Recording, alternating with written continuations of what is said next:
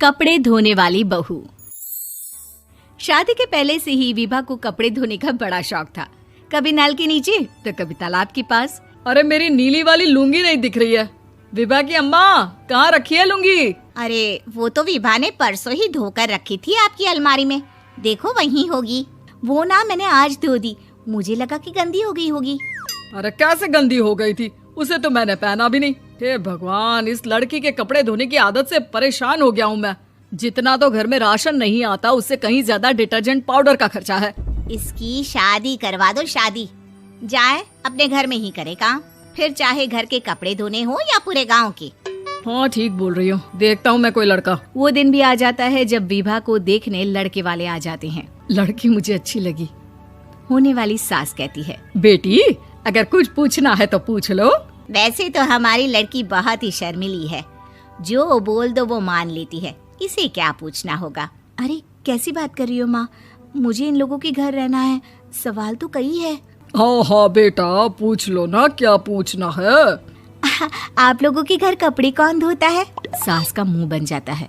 देखो, अगर तुम ये कहना चाहती हो कि तुम्हें कपड़े धोने नहीं आते तो सुन लो, कपड़े मैं ही धोती हूँ, लेकिन तुम्हारे आ जाने के बाद मैं रुमाल तक नहीं धोऊंगी। अरे चुप रहना भाग्यवान, बहू बेचारी घर आई नहीं, उसे डराना शुरू कर दिया।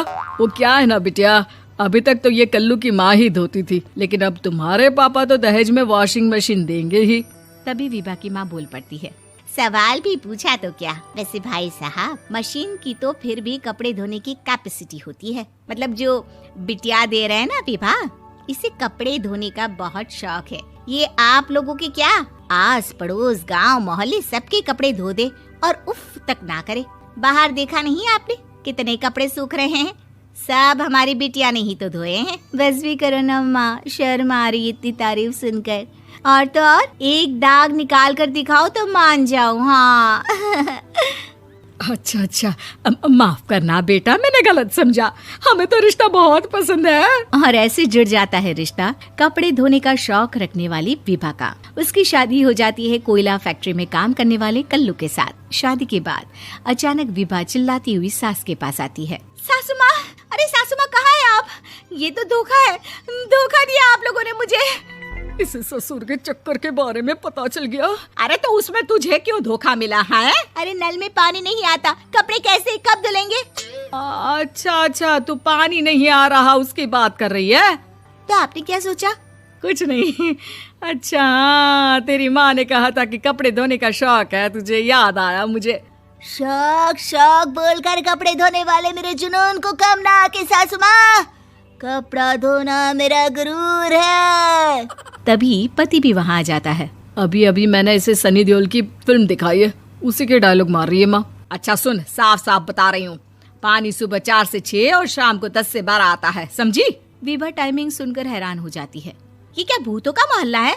सुबह 4 बजे उठकर कौन कपड़े धोता है? 4 बजे टंकी में पानी जाता है, फिर सारा दिन धोना ना, किसने मना किया? अरे कैसी बात कर रही हैं? 200 लीटर की टंकी में कितने कपड़े धो लूंगी मैं? सुबह ही उठ जाऊंगी मैं। अब क्या था, विभा सुबह 4 से लेकर रात के 12 बजे तक कपड़े ही धोती रहती। एक रोज सास पड़ोस से निकलकर कहीं जा रही होती है कि साथ वाली कहती है, हाँ कल्लू की माँ, जरा ये बताओ कि 2 साड़ी है, 2 ब्लाउज और एक पेटीकोट और एक नाड़े वाला लंबा कच्छा। हाँ तो? अरे तो क्या, कितना लोगी धुलाई ये बताओ। धोबन दिख रहे हैं हम क्या? हमारे पति सरकारी नौकरी से अभी रिटायर हुए हैं और बेटा सुपरवाइजर है कोयला फैक्ट्री में। धोबन समझ रखा है हमें। हाय रे कल्लू की अम्मा, माफ कर दो, वो तो मोहल्ले में यही सब बता रहे थे कि तुमने बहू को कपड़ा धुलवाने के काम में लगा दिया है। सास को पड़ोसन की बात सुनकर गुस्सा आ जाता है। वो घर पहुंचती है जहां घर के बाहर ही इतने सारे कपड़े सूख रहे होते हैं जितने कि किसी धोबन के घर पर। अरे ओ कल्लू की दुल्हन, बाहर निकल। माँ जी यहीं आ जाओ, बाथरूम में चादर धो रहे हैं हम। अरे अभी हम धोते हैं, तुमको बाहर निकलो। ये आस पड़ोस वाले बोल रहे हैं कि हम बहू से कपड़े धुलवा कर उसे कपड़ा धोने वाली बना दिए हैं।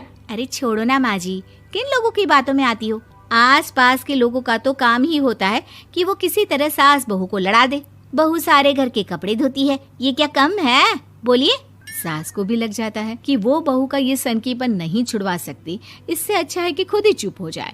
एक रोज सास और बहू मंदिर जाते हैं, जहाँ सास की साड़ी वहाँ खड़ी भीख मांगने वाली से मिलती है। माँ जी क्या बात है, आपकी साड़ी उस भिखारन से कितनी मिल रही है ना? हाँ हाँ देखो तो, दोनों की साड़ी मिल रही है। क्या बात है कल्लू की अम्मा, तुम खुद को तो अफसर की बीवी बताती हो और ऐसी सिंपल सी प्लेन साड़ी पहनकर घूमती हो। सिंपल और प्लेन नहीं है ये साड़ी। तो क्या सोने के धागे से फूल बने हैं? कुछ भी सासू माँ, कुछ भी। हाँ बने थे इस साड़ी में सोने के धागे से फूल। मेरे पति लेकर आए थे मद्रास से स्पेशली मेरे लिए 10,000 की। ताहे भाई साहब इस भिखारन के लिए भी सेम टू सेम साड़ी लेकर आए होंगे 10,000 की। सास उस वक्त तो कुछ नहीं कहती, लेकिन बहू के साथ घर आती है और अलमारी से एल्बम निकाल कर लाती है। ये साड़ी देख रही है, ये वही साड़ी है जिसे मैंने अभी पहना था। इस साड़ी में ये जो चमकदार फूल दिख रहे हैं ना, ये सोने के धागों से काढ़े गए हैं। लेकिन तू लोकल वॉशिंग मशीन ब्रश से घिस घिस कर सारे फूलों को निकाल कर साड़ी प्लेन कर दी। मुझे माफ कर दीजिए सासू माँ। और तो और, जब मैंने तुझे तेरी गलती के लिए कुछ नहीं कहा, लेकिन तूने तो सबके सामने मेरा मजाक ही बना दिया। क्यों? बहू को समझ में आ जाता है कि अब से उसका कपड़े धोना बंद।